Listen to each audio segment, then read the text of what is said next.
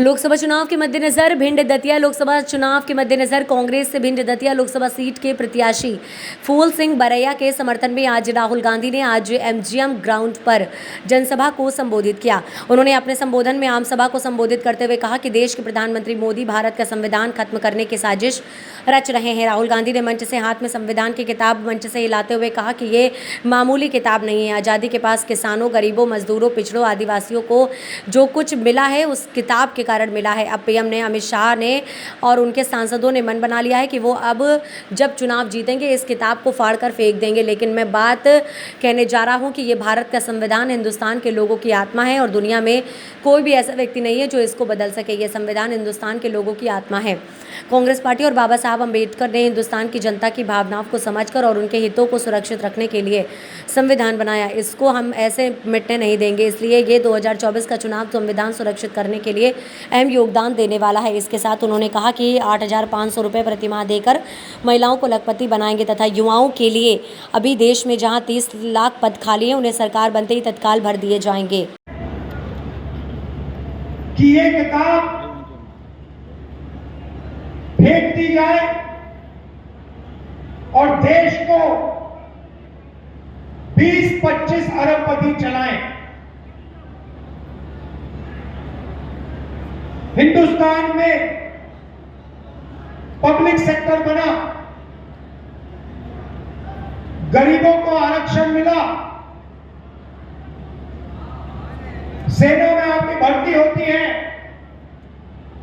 Pension मिलती है, सारे के सारे अधिकार इस किताब से मिलते हैं।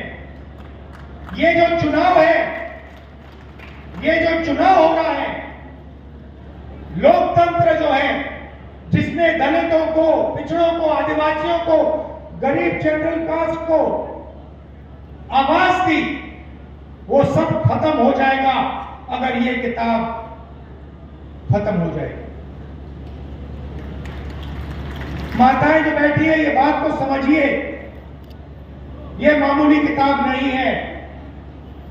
बीजेपी के नेताओं ने साफ कहा है, अमित शाह ने कहा है, बड़े बड़े नेताओं ने कहा है कि अगर चुनाव में जीत होगी तो कॉन्स्टिट्यूशन को बदल दिया जाएगा, रद्द कर दिया जाएगा। और मैं आपको बताने आया हूं, ये हिंदुस्तान की गरीब लोगों की आत्मा है, इसको कोई नहीं छूने वाला है।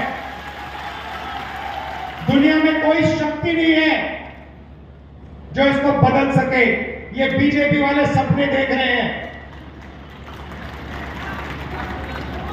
कांग्रेस पार्टी ने, अंबेडकर जी ने मिलकर, हिंदुस्तान की जनता के साथ मिलकर अंग्रेजों से लड़ाई की और ये जो कॉन्स्टिट्यूशन है, ये जो संविधान है, ये जो हिंदुस्तान की आवाज है,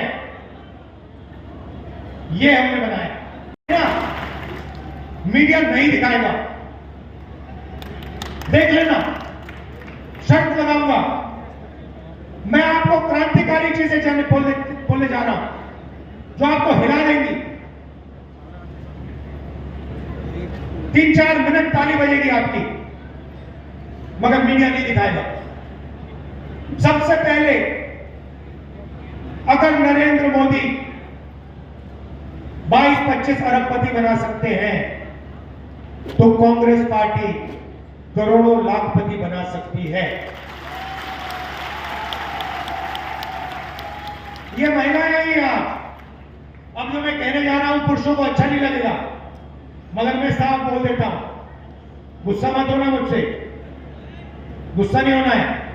देखिए, 21वीं सदी में आप बाहर जाके 8-10 घंटा काम करते हो, खेतों में काम करते हो, मजदूरी करते हो, छोटा बिजनेस चलाते हो, नौकरी करते हो, मगर हिंदुस्तान में महिलाएं भी ये काम करती हैं। महिलाएं भी मजदूरी करती हैं 8-10 घंटा, महिलाएं भी जॉब करती हैं, महिलाएं भी खेतों में काम करती हैं। जॉब के लिए, मजदूरी के लिए आपको भी पैसा मिलता है, महिलाओं को भी पैसा मिलता है, मगर अगर आप 8 घंटा बाहर काम करते हो और ये 8 घंटा भी बाहर काम करती हैं, तो ये फिर 8 घंटा घर में भी काम करती है, खाना पकाती हैं, हिंदुस्तान के भविष्य की देखभाल करती हैं, बच्चों को समझाती हैं, सिखाती हैं, मगर किसी भी सरकार ने उन 8 घंटों के लिए इनको कॉम्पनसेशन पैसा कभी नहीं दिया।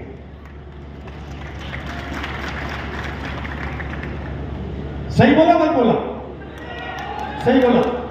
तो अगली हिंदुस्तान की सरकार, इंडिया गठबंधन की सरकार, पहली बार दुनिया में पहली सरकार होगी